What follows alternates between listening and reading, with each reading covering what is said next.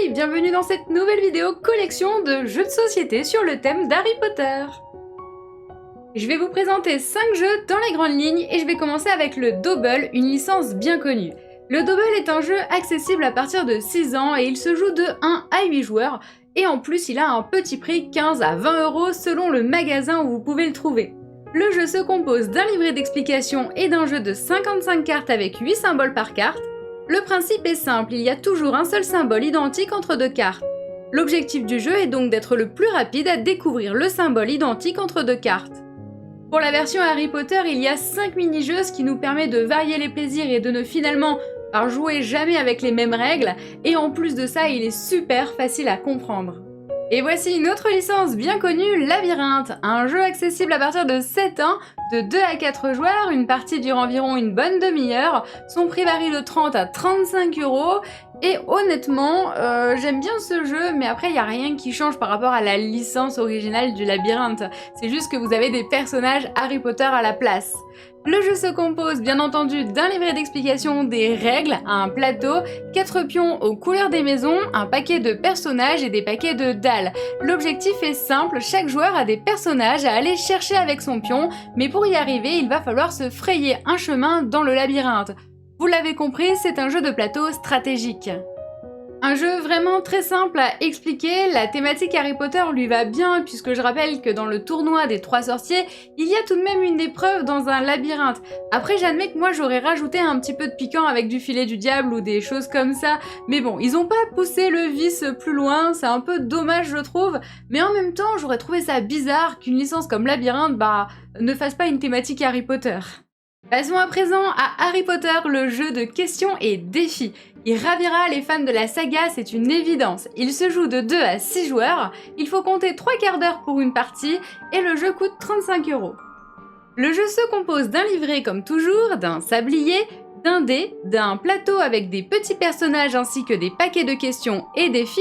L'objectif est simple, répondre ou réussir un maximum de questions et de défis pour être le premier à rejoindre le centre du plateau où aura lieu la bataille finale. Vous aurez dans ce jeu des épreuves de dessin, de mime, de défis divers et variés. Je vous précise qu'il y a des niveaux de difficulté, facile, intermédiaire ou difficile. Mais je comprends pas pourquoi quand les gens jouent avec moi, ils ont tendance à me donner le niveau le plus difficile d'office. D'ailleurs, YouTube, j'ai une question pour vous, n'hésitez pas à répondre en commentaire. Qui a brûlé le portrait de Sirius sur l'arbre généalogique de la famille Black? 1. Sa mère. 2. Créature. 3. Béatrix Lestrange.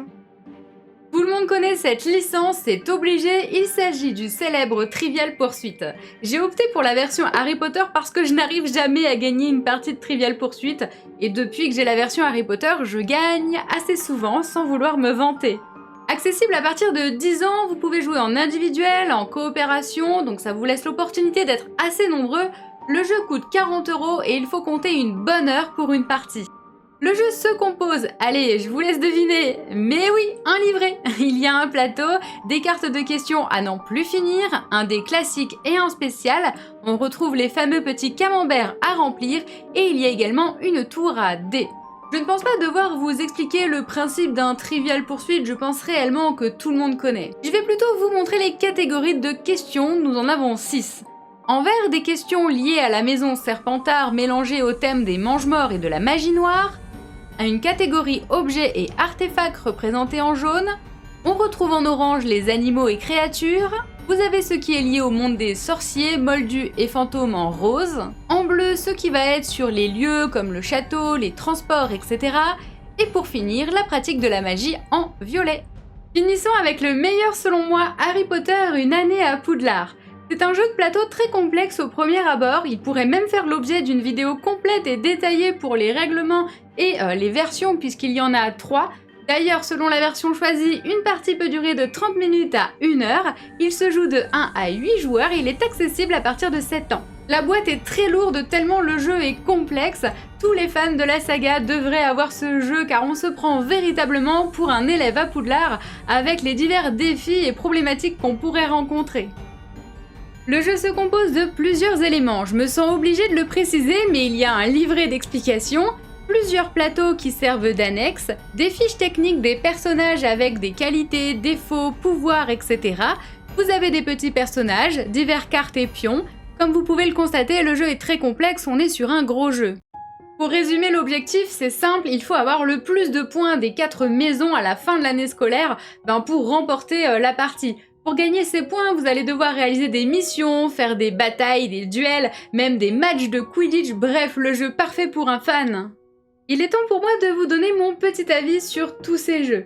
Si jamais vous cherchez des jeux pour jouer avec des personnes n'étant pas fans de la saga ou même qui ne connaissent pas Harry Potter, je vous conseillerais le Dobble et le Labyrinthe, puisque clairement ce sont des licences où on n'a pas besoin de connaître pour y jouer, en plus les parties sont assez rapides et très faciles à comprendre.